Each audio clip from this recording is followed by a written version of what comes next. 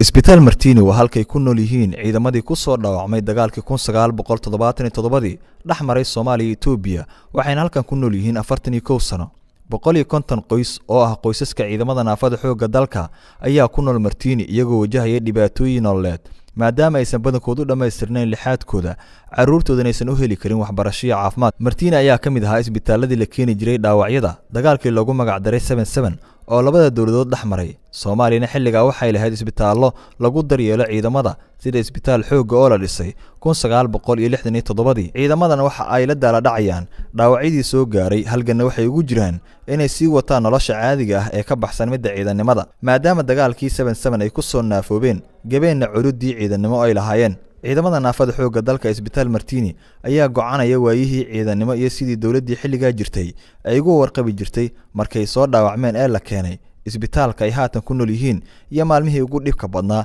oo ay la kulmaan intii burburka wadanku ku jiray. soo martay arta waqti u xumaad oo dadkii kala haaday oo la kala guri oo dhibka ugu badnay oo dadkii agabararkii waqti la yiraahdo ay u daray oo hataa ragga qaarkii baahay u dhintay ilaahay markaa ka cabsana waa anagu ka tagay xaafadda meeshaan oo urshadan ifka xalan agteeda han tagay xaafadda aan joogay waxaa yimiday 3 4 5 cunug oo gabadha la talashay anigii weeska naxay waayaan kura ayagii yaa u naxay ayagii laftooda anigii iska naxay waayaan anigii laftooda waa ilaahay ka tahay horta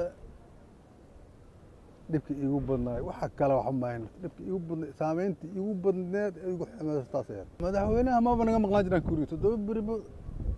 ka yar xataa aan 7 bari noo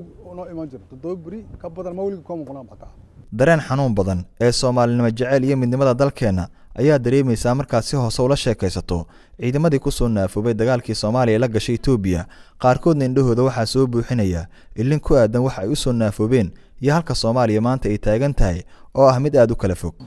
waxyaabaha ugu darna waxa noogu badnaa kala qax iyo kala carag iyo dawlad la'aanta iyo foodadii iyo magaranaysa waxaas noogu dhib badnaa wax de ka dhib badan ma jira dad magaranaysa reer dawladeeda oo dawlad u baahan naafa ah daaweyn maxaan ku raada gacan ku hayn wax walba u baahan oo dawlad la'aan ay ku dhacday hadii waxa gaaray waa ku muuqdaan qaar kala cararay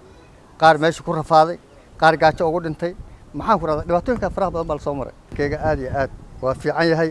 ha haatee ma garanaysa meelaha qaarkood markaan fiirfiiriyo dareenkayga aad buu u xun yahay intii wax dhacayeen aniga waxaan dhashay 1962 dagaalkii 77 baan ka qayb galay waa ku soo dhaawacmay Hargeysa iyo Muqdisho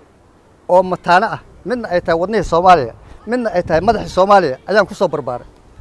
lagu soo tarbiyay gobolada maqan hal isu keeno shanta Soomaaliya dhan Muqdisho laga xukumo fikir saasaan qabay maanta hadee Muqdisho gooni u go'an tahay oo madaxa Soomaaliyeed ah Hargeysa gooni u go'an tahay abu dareen ma jiro aniga waxa lagu biili jiray dekada barbara canshuurta laga qaado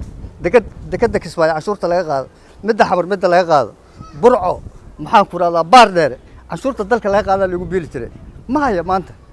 dawladii dhexe intii dalka ay maamuleysay muhiimad weyn ayaa la siin jiray ciidamada naafoobay mushaaraadkooduna waxay ahaayeen kuwa si joogto ah loo siin jiray xilli kasta siday ku sheegayaan ciidankani waxaana si dhow u soo booqan jiray madaxdii wadanka uu lahaa xilligaas. ciidanku wuxuu lahaa raashin iyo lacag oo uu ku helo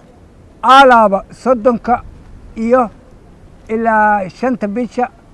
ilaa 29 shaqaale caadi ahaan ahayn annaga qarankii markaa jirayna wax allaale wixii shaqaalihiisu annaga markaa aan u baahnayn wixii la awoodo wax la soo baryayo ma aheene wax qoondaysan oo lagu talagalo ayay ahaayeen dalkeennaa laga heli jiray canshuurta hooyada laga qaado ama xoolaha laga qaado ayaa mishaar ii ahaa noloshaydu marka inkastoo bilaadan aan laga kaamili karin lacagta ahaan mishaarka markii ilaa waa yareed laakiin mustakafi ayaan ahayn macnaha waa wadankuna waa deganaayo hadda waad garanaysa sidan waa laga qaboobaa caafimaad haddaad u baahatana wax alla wixii la awoodo waa lagu soo qaadaa subaxdii markaa shaqada aad aadaysa haddaad jirintahay siigaa lagu qoraa waa lagu soo kaxaynaa isbitaalkaa lagu geynaa waa lagu daaweynaya wixii markaa la karo waa lagu daaweynaya. gaariga naafada lagu riixo ay isticmaalaan naafada xoogga dalka ayaa ah kuwa miriray oon soconayn ma jiraan cid ka bedeshay ama u keentay gaariga naafada isticmaasho midaasna waxay keentay inay gabaan dhaqdhaqaaqa caadiga ah oo ay dhex joogaan guryahooda halka qaar ka mid ah naafada xoogga dalku ay yihiin kuwa ku soo aroray sariirta dhaawacyada soo gaaray dartood dhibka haysta xilligan ma yara garab istaag ayayna uga baahan yihiin bulshada Soomaaliyeed. yaan qabnaa badda waatan meeshii caruuro iyo magaranaysa wax badan iyo haween wax walba noo joogo annaga badda waa isku furanahay waxaan aad iyo aad u jeclaan lahayn in darbi magaranaysa dhulkan bannaan oo bahalka in noola xiraa ayaan u baahnaan lahayn ummadda Soomaaliyeed saasaan ka codsanaynaa. dhibaato aan ku qabno waa baddi annaga waa isu furan matuuga magaranaysa dadka jawrjaanka oo tuugada iyo waxyaabaha la midka oo habeenkii guryaha soo dhacay wax guranaya maxaan ku raada baddiyo sidaan ugu ah maxaan ku raada hadii ma walaaba xayiraad ma lehin carruurtu waa nooga daadanaysaa.